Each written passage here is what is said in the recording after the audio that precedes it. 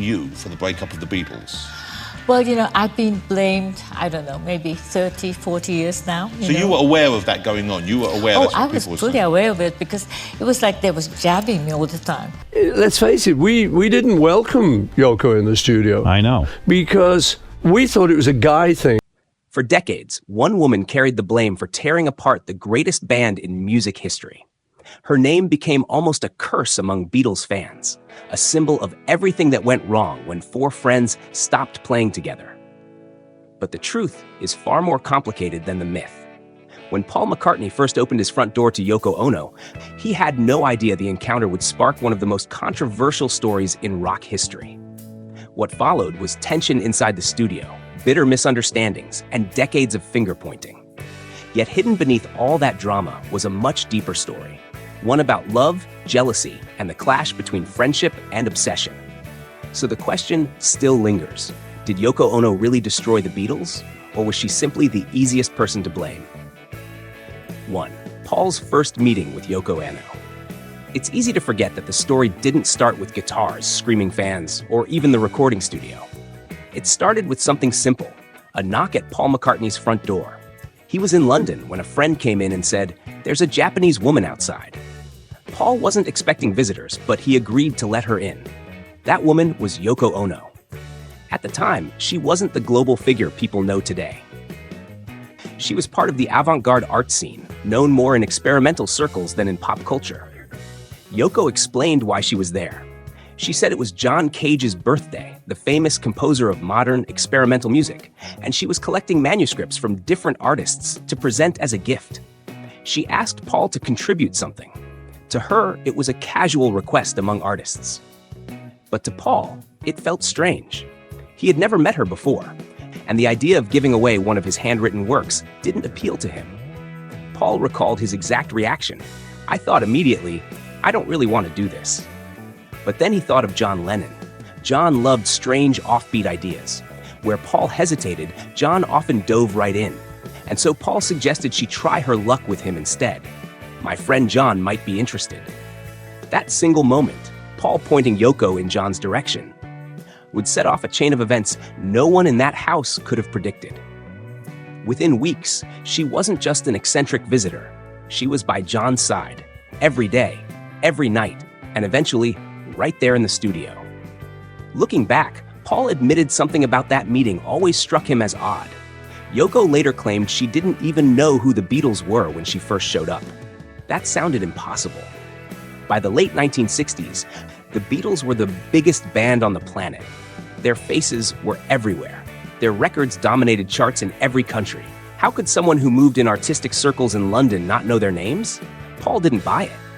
Meanwhile, she knew who the Beatles were because she had met me. Whether Yoko was playing coy or genuinely uninterested in mainstream music, one thing was clear. She was now in their world. And that single knock on the door had just altered the future of the greatest band in history. But that was only the beginning, because the real storm began when Yoko walked into the sacred space the Beatles guarded most, their recording studio. Yoko in the studio. For years, the recording studio had been sacred ground for the Beatles. It was the one place where the outside world couldn't intrude. No reporters, no family, no girlfriends, no wives. Just the four of them, trading ideas, pushing each other, and sometimes fighting like brothers. But in their eyes, it was a guy thing, a space reserved for their creative battles. That unspoken rule was broken the moment Yoko Ono walked in and stayed. At first, it was subtle. She didn't sit in the control room like other partners occasionally did for a quick visit. Instead, she planted herself right in the studio, on the same floor where Paul, John, George, and Ringo worked out every note. Sometimes, she sat on John's amp, Paul's amp, and to him, that was crossing a line. He later recalled thinking, "Excuse me, that's my amp." She couldn't use a stool. It wasn't just the physical presence, it was the constant closeness between John and Yoko. They were inseparable, whispering together, moving together, and sharing every glance. For the other Beatles, it was as if an invisible wall had been built in the room. Suddenly, they weren't four mates anymore. They were three musicians trying to record, with a fifth figure watching every move. Paul admitted years later that none of them had the courage to confront John about it directly. No one wanted to say the words out loud. "John, this is making us uncomfortable." Instead, they sulked. They stewed in silence, and that silence created an atmosphere thick with resentment. It reached a breaking point when the band was recording Get Back. Every time Paul sang the chorus, John grew suspicious, convinced Paul was mocking Yoko. He accused staring at her, of turning the song into some kind of insult. Paul denied it, but the paranoia only deepened. "Those were very paranoid times," Paul admitted. "We didn't welcome Yoko in the studio." In truth, Yoko wasn't doing anything that outrageous. She was simply sitting in. But in the context of the Beatles' world, it was shocking. They had built their creative space on brotherhood, on unwritten rules of privacy. And now those rules were shattered. Paul described the atmosphere bluntly. Everyone was just sniping. We were fuming and sulking. What might have been solved with a simple conversation instead turned into quiet hostility. And with every silent glance across the room, the bond that had carried the Beatles for nearly a decade began to unravel. But in the end, it wasn't just about Yoko. The studio tensions were really a symptom of something much deeper. John Lennon's restlessness, his hunger for change, and his search for something beyond the life of a Beatle. 3. John's transformation through Yoko. By the late 1960s, cracks were already forming inside the Beatles. Fame had taken its toll, business disputes were brewing, and the creative bond that once felt unbreakable was fraying. John Lennon especially seemed restless. He wasn't content with being just a rock star anymore. He wanted something new, something deeper, something that would challenge him. That's where Yoko Ono entered his life. To outsiders, she seemed intrusive, maybe even disruptive. But to John, she was electric. She was unlike anyone he had ever met. Yoko didn't just sit back and admire him. She provoked him, questioned him, and pushed him into uncharted creative territory. She introduced him to avant-garde art, performance pieces, and radical ideas that stood in sharp contrast to the structured world of pop music the Beatles had built. Paul later admitted he saw the attraction immediately. Yoko gave John a way out of the routine he'd grown tired of. She challenged him with questions like, "Don't you want to try this? Are you just going to be a rock and roller forever?" For John, who had always sought to reinvent himself, it was irresistible. There was also something familiar in Yoko that John craved. He had grown up surrounded by strong women. His mother, Julia, had been a free spirit. His aunt Mimi, who raised him, was tough and unyielding. John loved women who stood firm, who knew what they wanted, and Yoko fit that mold perfectly. By contrast, his first wife Cynthia had once confided to Paul, "All I want is a man who comes home, puts on his slippers, and stays in." That wasn't John. That was never going to be John. With Yoko, he didn't feel boxed in. He felt unleashed. For Paul and the others, this was hard to accept. It wasn't that they hated Yoko personally. It was that her presence symbolized change, and change was terrifying. Paul later reflected, "At the beginning, it was difficult. John was ready to do something else, and Yoko showed him another way to be." And that's the truth many fans have struggled with for decades. The Beatles weren't torn apart by Yoko Ono. They were already drifting apart, and John was desperate to reinvent his life. Yoko simply gave him the courage and the reason to make that leap. Paul himself summed it up best. The group was breaking up. John fell wildly in love with her. He needed a big change in his life, and he got it. In the end, Yoko didn't just influence John's personal life. She would also become the driving force behind his creative rebirth, inspiring some of his most iconic solo work. Yoko's influence on John's solo career. When the Beatles finally unraveled, many assumed John Lennon would drift without his bandmates. For years, he had leaned on Paul McCartney as his creative partner, trading ideas in a way that only the two of them understood. No one else had ever come close to that dynamic. But then Yoko Ono stepped in, and she became something entirely different. To John, Yoko wasn't just a partner, she was a muse.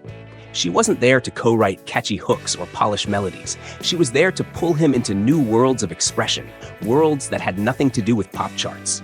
She exposed him to conceptual art, poetry, and radical politics, and those influences bled directly into his music. Paul, years later, admitted as much. That was his muse, he said. I don't think he would have done that without Yoko. And the evidence is undeniable. The most famous example, of course, is Imagine. The song that would go on to define John's solo career, an anthem for peace, unity, and boundless hope, was rooted in ideas Yoko had been writing and speaking about for years. She even had published work with phrases that mirrored the song's message. John himself acknowledged that she was part of its inspiration, though for decades her role was downplayed by critics. Then there was Give Peace a Chance, a song born not in a studio but in a hotel bed during the couple's famous bed-in for peace. It was pure Yoko influence, part protest, part performance art, and yet it became a global rallying cry. That's not the kind of experiment John would have attempted, if not for her. The two of them weren't afraid to be bizarre, to push boundaries. They released avant-garde albums full of experimental sounds, tapes, and spoken word. Critics mocked it, fans were confused, but to John and Yoko, it was liberation.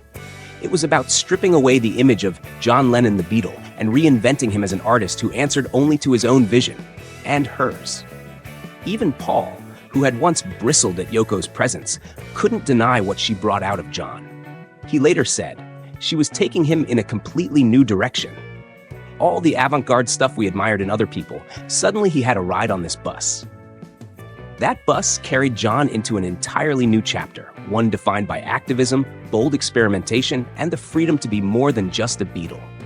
But while Yoko fueled John's second life as an artist, her relationship with Paul remained complicated, especially after John's death, when grief, business, and old resentments collided. 5. After John's death, distance and misunderstandings. When John Lennon was murdered in 1980, the shock rippled through the entire world. But for Paul McCartney, the loss wasn't just the end of an era. It was the death of someone he had once considered his closest creative partner. And standing at the center of that grief was Yoko Ono. In the years that followed, rumors swirled that Paul and Yoko were locked in a silent war. Fans speculated about bitter lawsuits, cold shoulders, and unspoken blame. The press loved to fuel the image of two rivals circling each other, unable to let go of old wounds. And for a time, there was truth to it. Paul admitted that he saw Yoko as pushy and hard. He thought she had taken John away, and he carried that resentment long after the Beatles ended. He wasn't alone. Fans sent Yoko hate mail for years, branding her as the villain who destroyed the band. But over time, Paul began to question his own perspective.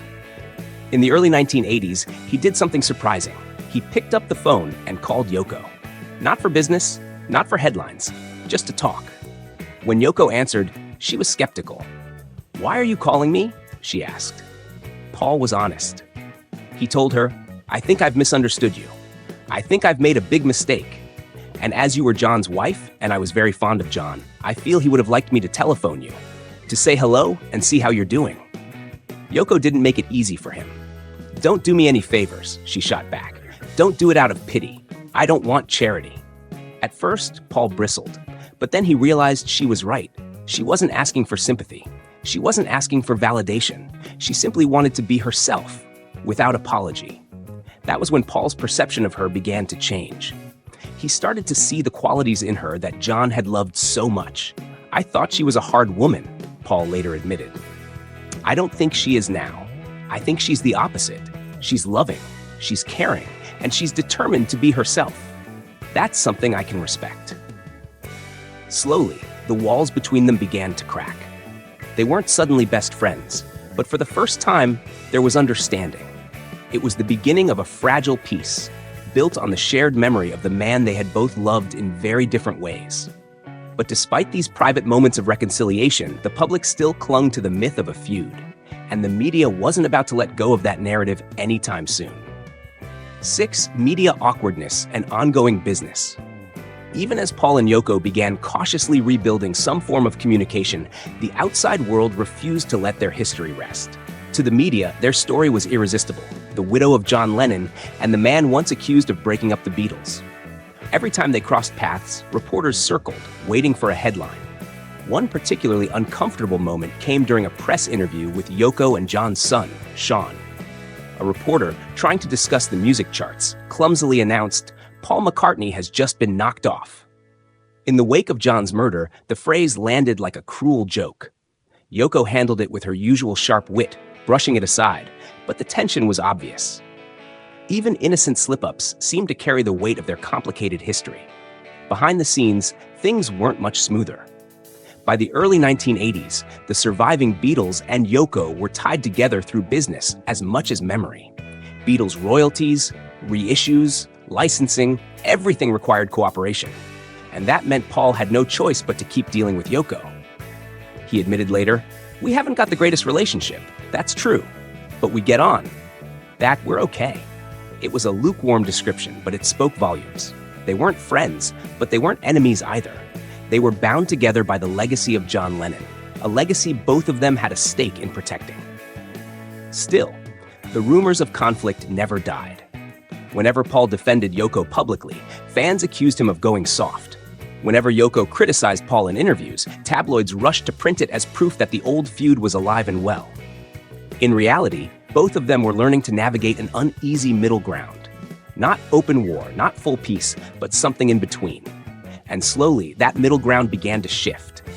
As years passed and emotions softened, Paul found himself moving closer to Yoko in ways that once would have seemed impossible. Eventually, their fragile coexistence would grow into something deeper, genuine respect, even moments of reconciliation. 7. Reconciliation and respect. For years, the narrative never seemed to change. Yoko Ono was cast as the villain, the woman who broke up the Beatles. Paul McCartney was painted as her lifelong rival, the one still nursing old wounds.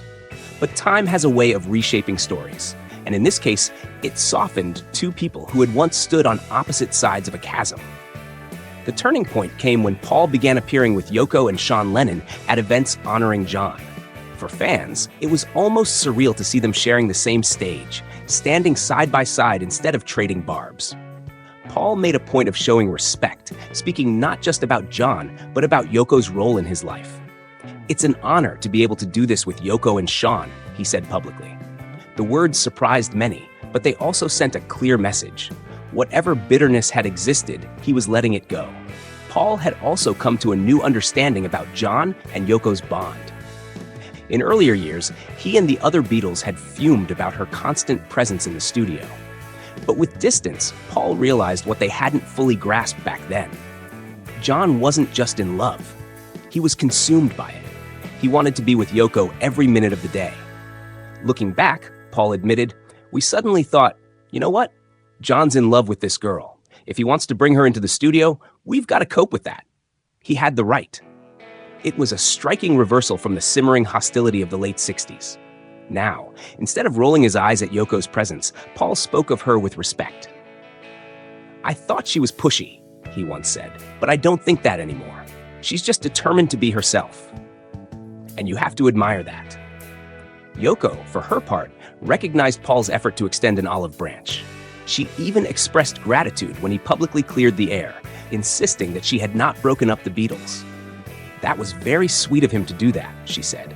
She knew, as Paul did, that fans preferred the boxing ring version of their story, two enemies locked in endless combat. But the reality was different. They weren't enemies anymore. They were survivors of the same storm. In the end, Paul and Yoko came to share something profound, the understanding that John Lennon's legacy was bigger than either of them. Both had been unfairly blamed, demonized, and misunderstood in different ways. But both loved John, and that love gave them common ground. So one of the longest-running feuds in rock history didn't end with a dramatic showdown. It ended quietly with a sense of respect, with two people, once divided, finally standing together in honor of the man who had brought them both into each other's lives. Conclusion. For decades, the story was simple. Yoko Ono broke up the Beatles. It was the easy headline, the tidy villain for fans to blame when the greatest band in the world fell apart. But the truth, as Paul McCartney himself has made clear, was far more complicated. The Beatles were already straining under the weight of fame, money, and creative differences. John Lennon was already restless, desperate for change, and searching for a new identity. Yoko didn't destroy that bond. She revealed how fragile it had already become. She gave John an escape, a new muse, and a love so consuming that he was willing to leave everything else behind. To Paul, that was painful. At first, it felt like betrayal. The studio that had once belonged only to the four of them now had a fifth presence. Their unspoken rules were shattered, and years of brotherhood gave way to silence and sulking.